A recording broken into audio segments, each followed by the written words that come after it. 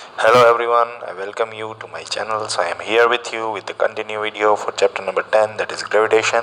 So this is the part 4 video for the same chapter. In previous video we have learned what is gravitation, what is universal law of gravitation, and in part 3 video we have solved the numerical based on that. Now today we will learn about importance of universal law of gravitation point wise. Okay students, so the universal law of gravitation successfully explains several phenomena to us, like first one, that is force that binds us on the earth. Binds का मतलब क्या होता है student? Stick करके रखता है। एक ऐसा फोर्स है, एक ऐसा अट्रैक्टिव फोर्स है जो हमें एक स्टिक करके अर्थ के ऊपर होल्ड करके रखता है। ठीक है, सो as you can see that humans are there walking on the earth is given in the picture, right?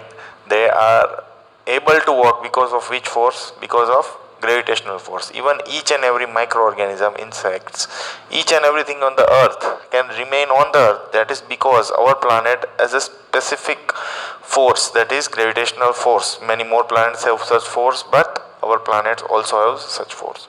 Okay students, now let us move to the second point, that is the motion of moon around the earth. That is the second reason we have studied universal law of gravitation. This we have already studied in our previous video, that there is a gravitational pull of earth on the moon as well as moon on the earth. ठीक है, अगर हमारा gravitational force अर्थ का जो है वो moon के ऊपर एक्सर्ट ही नहीं होता तो मून है वो स्ट्रेट लाइन से वो सोलर सिस्टम से बाहर निकल जाता. But there is a gravitational force on the moon due to earth. That's why the moon always rotate or revolves in a circular motion due to which force? That is centripetal force. Centripetal force एक ऐसा force है जो centre की तरफ, that is centre seeking force होता है. जो centre seeking force है वो क्यों हुआ? क्योंकि ग्रेविटेशनल फोर्स अर्थ के बीच में है, इसके कारण सेंट्रिपिटल फोर्स अर्थ का मून के ऊपर लगता है. यही कारण है, हमने ये पढ़ा है. थर्ड पॉइंट है motion of planet around the sun. Student, सबसे ज़्यादा ग्रेविटेशनल फोर्स सन में होता है. यही कारण है सन का ग्रेविटेशनल फोर्स सबसे ज़्यादा जो क्लोजेस्ट प्लैनेट है उसके ऊपर लगेगा और सबसे फारदेस्ट प्लैनेट में सबसे कम ग्रेविटेशनल फोर्स होने वाला है. ठीक है, तो सबसे ज़्यादा आप गिन सकते हो मर्क्यूरी में लगेगा. ठीक है, अर्थ में मर्क्यूरी से ग्रेविटेशनल फोर्स कम लगेगा. तो यही रीज़न है सभी प्लैनेट्स हैं वो सन के अराउंड रिवॉल्व करते हैं. सो होपफुली आपको थर्ड पॉइंट आसानी से समझ में आ गया होगा. Fourth and mainly most important point for studying the universal law of gravitation, that is the tides due to moon and the sun. Tides मतलब क्या है? The high waves that is occurring in the sea. Why? What's the reason behind it? Why high tides are generally seen in the seas? See students, there is one time of earth where the high tide is generally observed. आपको मालूम होगा students, अर्थ पूरा rotate करता है. 12 घंटे दिन होते हैं, 12 घंटे रात होती है. So when there is a day time, then there exist two types of gravitational force, as you can see.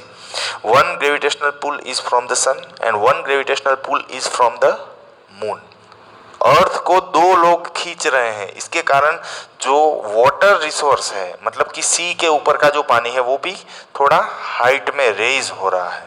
क्यों? क्योंकि तब ग्रेविटेशनल पुल दो प्लैनेटरी ऑब्जेक्ट्स है वो एक्सर्ट कर रहे हैं अर्थ के ऊपर. कौन कौन है वो? सन और moon. So combined gravitational pull of sun and moon are the main reason for high tides in the sea during day time.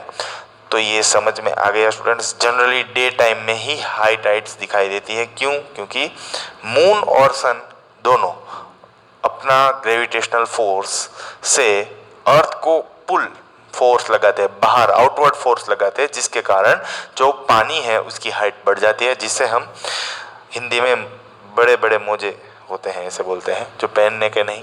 Right student, तो यहाँ तक आपको पूरा यूनिवर्सल लॉ ऑफ ग्रेविटेशन का एप्लीकेशन या फिर इम्पोर्टेंस समझ में आ गया होगा. इसके बाद हम नेक्स्ट वीडियो में फ्री फॉल, कोई भी ऑब्जेक्ट है उसको आप एक स्पेसिफिक हाइट से फ्रीली अगर ड्रॉप करते हो तो उसमें एक कांस्टेंट एक्सेलरेशन आता है जिसकी वैल्यू फिक्स होती है, कांस्टेंट मतलब फिक्स होती है। क्या होती है उसके बारे में हम नेक्स्ट वीडियो में पढ़ने वाले हैं। Thank you for watching the video. Hopefully आपको पूरा वीडियो समझ में आ गया होगा।